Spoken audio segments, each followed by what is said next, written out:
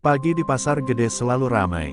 Suara pedagang berteriak menawarkan dagangan bercampur dengan aroma bumbu dapur, ikan asin, dan wangi kue basah. Namun, di balik hiruk-pikuk itu, ada satu sosok yang membuat seluruh pasar terasa seakan berhenti bernafas setiap kali ia melangkah. Boyo, preman pasar yang namanya sudah melegenda di setiap sudut kota. Tubuhnya kekar, lengan penuh tato buram, wajahnya selalu menegang seakan dunia adalah musuhnya. Langkahnya berat, berderap seperti genderang perang. Setiap kali ia datang, para pedagang buru-buru merapikan uang receh mereka, seolah sudah tahu apa yang akan diminta.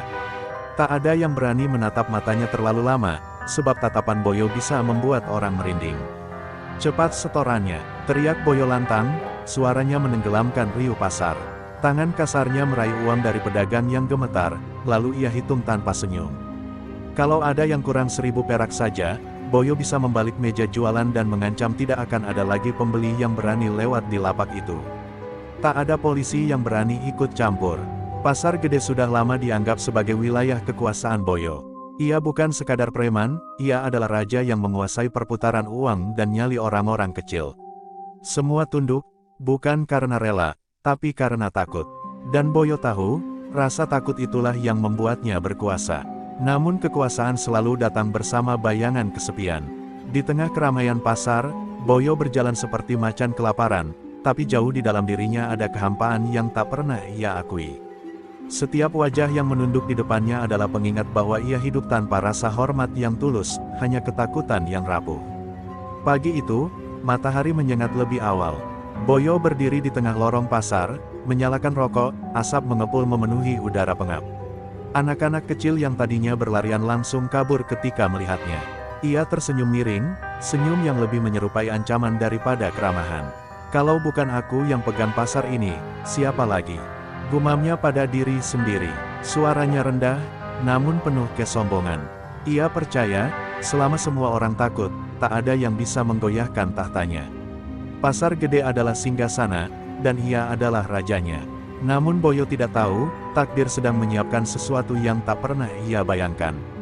Di antara kerumunan pedagang yang lesu, sebentar lagi akan hadir seorang gadis muda dengan tatapan mata berbeda dari semua orang yang pernah ia taklukkan.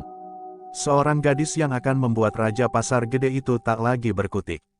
Hari itu, lorong utama pasar gede tampak sedikit berbeda. Di sudut dekat penjual rempah, berdiri sebuah lapak baru. Lapak itu sederhana, hanya meja kayu dilapisi kain putih, namun tertata rapi. Di atasnya tersusun kain batik dan songket berwarna indah, bercahaya ketika disentuh sinar matahari pagi. Orang-orang berhenti sejenak, bukan hanya karena dagangannya, tapi karena sosok yang menjaganya. Dialah Sekar, gadis muda berparas ayu dengan kulit sawo matang yang berkilau sehat. Rambutnya dikepang rapi, wajahnya bersih tanpa polesan berlebihan. Senyumnya tenang, namun sorot matanya penuh keyakinan. Ada sesuatu yang berbeda darinya, auranya tidak seperti pedagang biasa yang terburu-buru menyenangkan pembeli, tapi seperti seorang prajurit yang siap menghadapi apapun. Para pedagang lama berbisik-bisik, melirik penuh rasa cemas. "Kasihan dia, pasti besok kena Boyo," bisik seorang ibu penjual cabai. "Apa dia nggak tahu kalau pasar ini ada rajanya?" sahut yang lain dengan suara serendah mungkin. Mereka ingin memperingatkan Sekar, tapi tak ada yang berani terang-terangan menyinggung nama Boyo. Sekar hanya tersenyum mendengar bisikan itu. Ia paham betul dunia perantauan tidak pernah mudah. Sejak meninggalkan kampung halamannya di Solok, ia sudah bersumpah tak akan mundur. Menghadapi kerasnya hidup, ayahnya pernah berkata, orang berani tidak harus besar badannya, tapi besar hatinya. Kata-kata itu kini menyalakan api di dalam dirinya.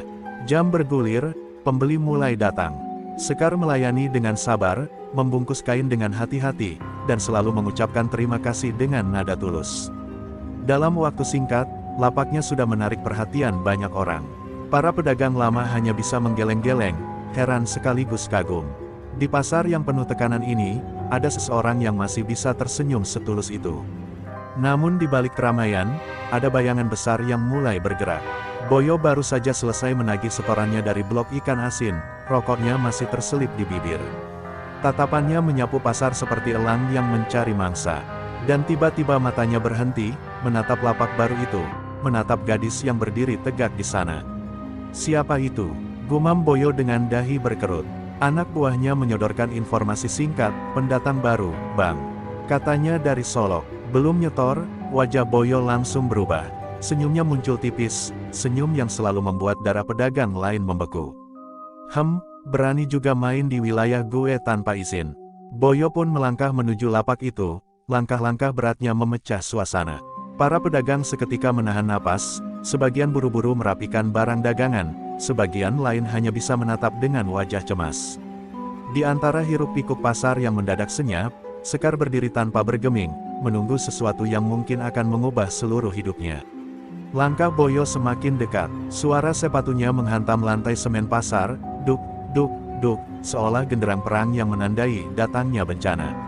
Para pedagang mulai menunduk, pura-pura sibuk menata dagangan, padahal mata mereka diam-diam melirik ke arah lapak baru itu. Semua tahu, sebentar lagi ada yang akan jadi bulan-bulanan Raja Pasar Gede. Sekar masih berdiri tegak di belakang meja kayu. Tangannya sibuk melipat kain batik, seakan tidak terusik oleh aura ancaman yang semakin pekat. Dari kejauhan, ia sudah mendengar bisik-bisik orang tentang siapa Boyo. Tapi wajahnya tidak menampakkan rasa gentar sedikit pun. Justru senyumnya tipis, seakan siap menyambut badai yang datang. Woi, suara Boyo meledak, membuat beberapa anak kecil yang masih berlarian langsung kabur. Lu baru buka lapak di sini. Aturan di pasar gede jelas. Semua pedagang kudu setor uang keamanan. Lu ngerti, kan? Boyo bersandar di meja, menatap Sekar dengan tatapan merendahkan, seperti seekor serigala yang baru menemukan mangsa. Sekar mengangkat wajah, menatap balik tanpa ragu. Saya ngerti, Mas, jawabnya pelan tapi jelas. Tapi saya dagang bukan buat disetor ke preman. Saya dagang buat hidup, buat makan. Suaranya tidak meninggi, namun justru karena tenangnya, kalimat itu terdengar seperti tamparan di telinga Boyo. Para pedagang yang mendengar langsung menahan napas. Mereka saling pandang dengan mata terbelalak. Tak ada satupun orang berani berbicara begitu pada Boyo. Biasanya orang sudah gemetar, menyerahkan uang tanpa berani protes. Tapi gadis muda ini, pendatang baru pula, berani menolak di depan semua orang. Boyo tertawa pendek, suara tawanya lebih mirip geraman. Jangan coba-coba sok berani di wilayah gue, Neng. Kalau nggak setor, jangan harap dagangan lu aman. Meja lu bisa gue tendang kapan aja, paham? Ia mengetuk meja kayu dengan jari-jari besar penuh luka, suaranya bergema menusuk telinga. Namun Sekar tidak bergeming. Ia menatap Boyo lurus, matanya jernih tapi tajam, seperti mata air yang dalam. Saya percaya, Mas, dagangan saya aman bukan karena uang keamanan. Tapi karena saya tidak ganggu orang lain, dan saya datang dengan niat baik. Kalau Mas mau ganggu saya, silakan. Tapi saya tidak akan bayar. Keheningan menelan pasar, semua mata kini tertuju pada mereka berdua. Untuk pertama kalinya, ada seseorang yang berani melawan Boyo dengan kata-kata sederhana tapi penuh keberanian. Dan di balik amarahnya, entah mengapa Boyo merasakan sesuatu yang aneh di dadanya, perasaan terpojok yang belum pernah ia rasakan sebelumnya. Wajah Boyo memerah, urat di lehernya menegang. Tak pernah seumur hidupnya ada pedagang yang berani menolak dengan suara setenang itu. Biasanya, ancamannya sudah cukup untuk membuat orang sujud minta ampun. Tapi gadis di depannya ini, berbeda. Sekar berdiri seolah tidak terpengaruh, matanya menatap lurus ke arahnya tanpa gentar. Tatapan itu membuat Boyo terdiam sejenak. Ada kilatan yang asing, bukan ketakutan, bukan juga kesombongan. Kilatan itu seperti api yang menyala dari dalam, teguh dan bersih. Neng, lu pikir gue ini siapa? Jangan main-main sama Boyo. Suaranya meledak, menahan rasa malu yang mulai menjalari dirinya. Sekar tetap tidak mundur. Saya tahu Mas siapa. Semua orang di pasar ini bicara tentang Mas. Tapi saya juga tahu, orang kuat nggak butuh bikin orang lain takut. Kata-katanya sederhana, tapi seperti pisau yang menusuk ke titik paling rapuh dalam hati Boyo. Sekilas, matanya bergetar, sebuah retakan kecil di dinding kesombongannya. Pedagang sekitar terperangah. Mereka menunggu Boyo akan mengamuk, membanting meja, atau bahkan mengangkat tangan. Tapi anehnya, Boyo malah terdiam beberapa detik, hanya menatap Sekar. Dua pasang mata itu saling beradu, tatapan garang penuh ancaman melawan tatapan tenang penuh keberanian. Udara pasar terasa berat, seolah semua orang lupa bernapas. Jangan sok bijak lu. Akhirnya Boyo menggebrak meja keras-keras. Suara kayu berderak membuat beberapa kain sekar jatuh berserakan. Pembeli yang tadinya ingin mendekat, langsung mundur panik. Namun, Sekar dengan tenang memungut kain-kain itu, menaruhnya kembali, lalu menatap Boyo lagi dengan senyum tipis. Tindakan kecil itu justru membuat Boyo makin geram. Ia maju satu langkah, jarak wajah mereka kini hanya sejengkal.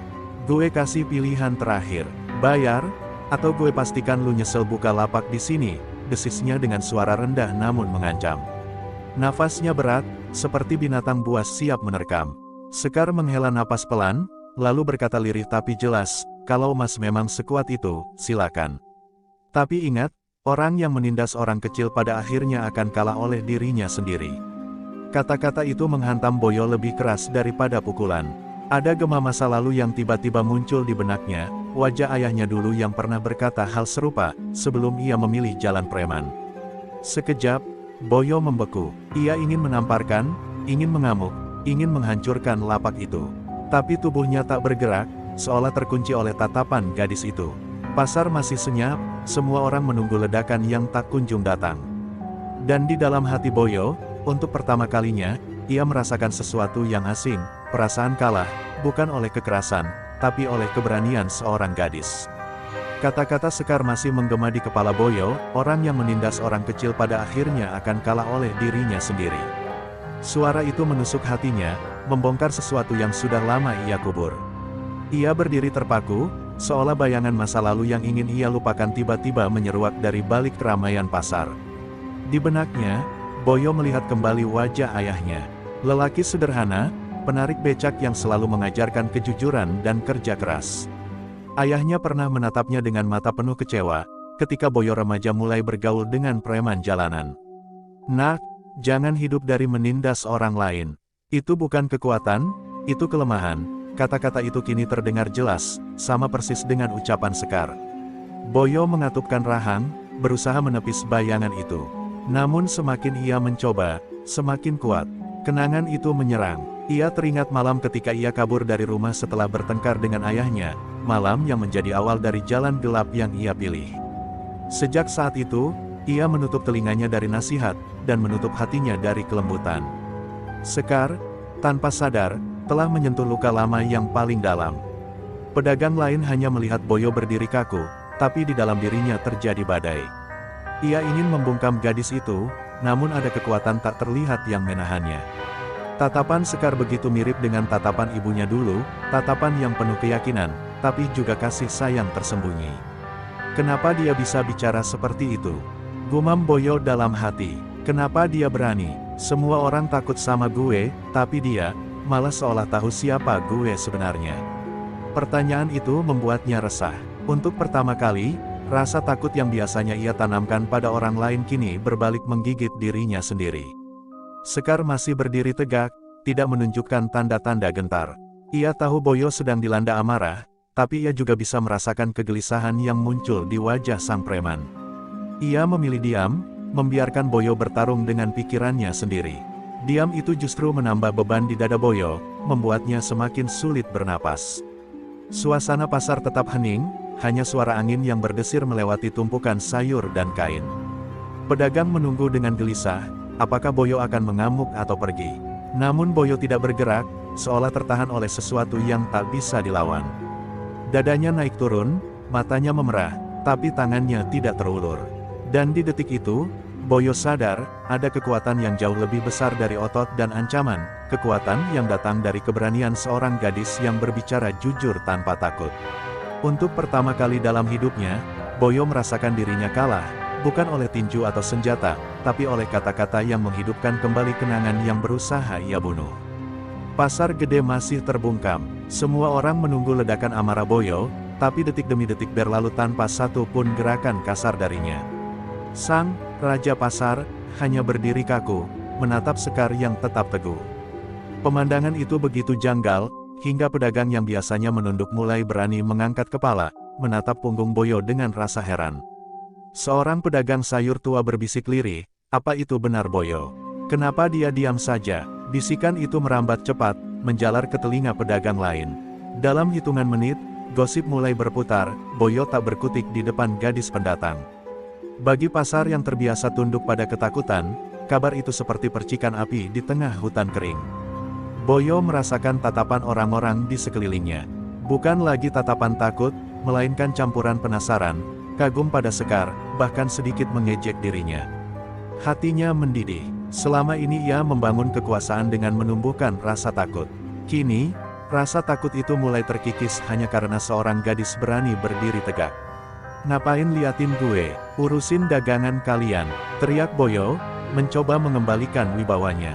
Suaranya menggelegar, tapi tak sekuat biasanya. Pedagang buru-buru menunduk lagi, namun mereka sudah melihat retakan besar pada singgasana Boyo. Retakan itu tak bisa ditutup dengan teriakan.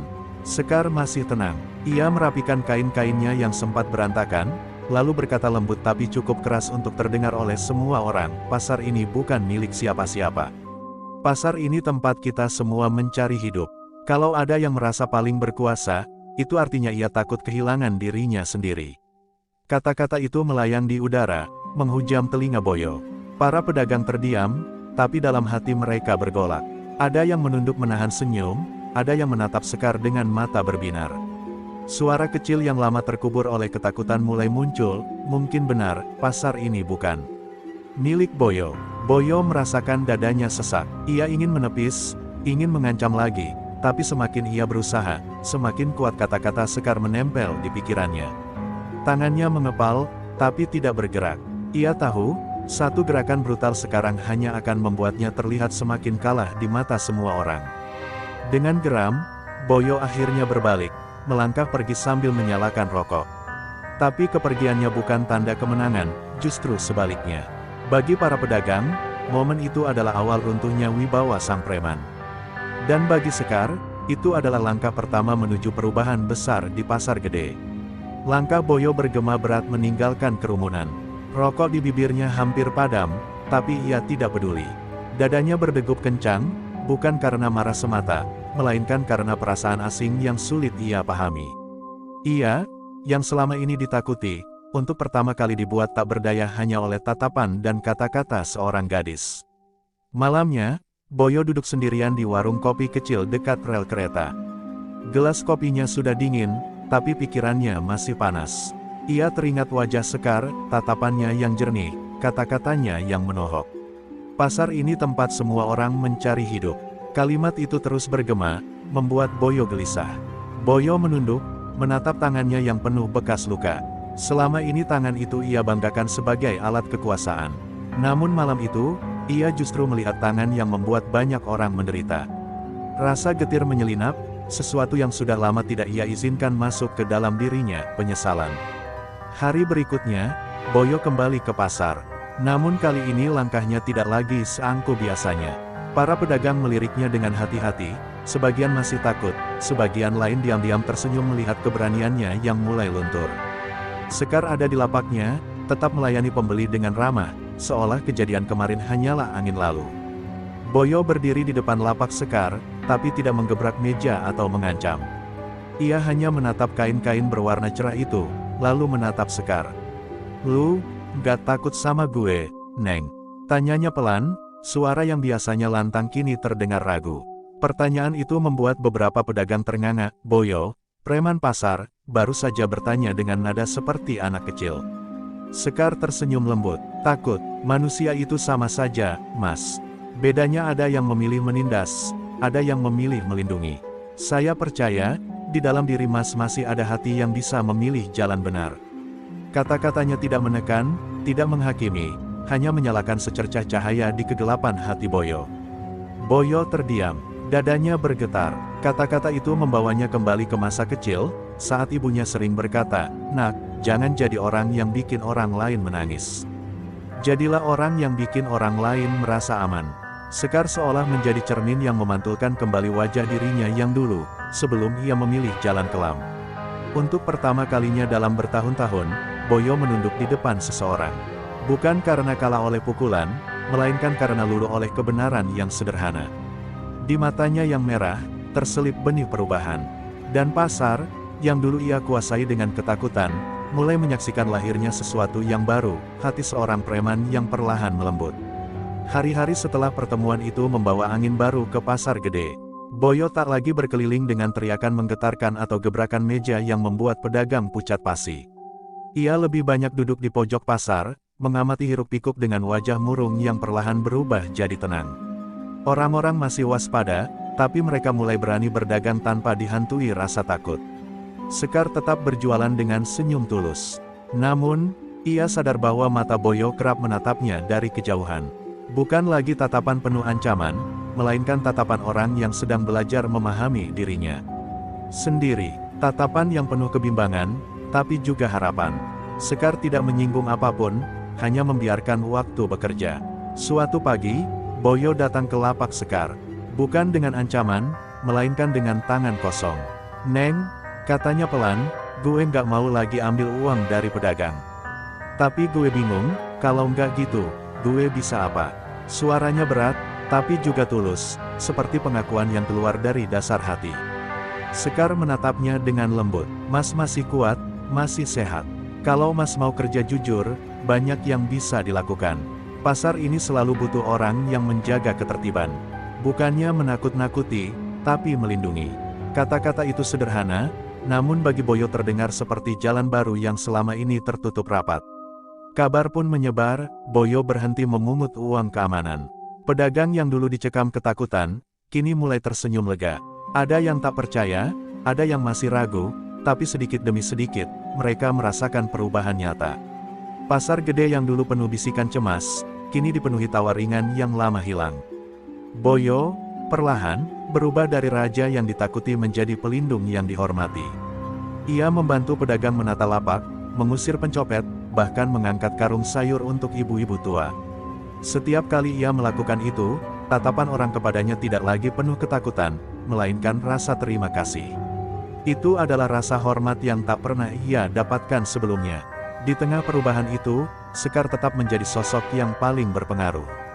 Ia tidak pernah menyombongkan diri, tidak pula mengklaim kemenangan. Baginya, ia hanya melakukan apa yang benar. Namun semua orang tahu, kalau bukan karena keberanian gadis Jawa Solok itu, pasar gede tidak akan pernah merasakan kedamaian seperti sekarang. Dan Boyo, lelaki kekar yang dulu dikenal sebagai preman paling ditakuti, kini berdiri di tengah pasar dengan senyum tulus. Bukan lagi sebagai penguasa, tapi sebagai bagian dari keluarga besar pedagang. Pasar gede pun akhirnya menemukan wajah barunya, wajah yang damai, lahir dari keberanian seorang gadis dan hati seorang preman yang akhirnya memilih jalan terang.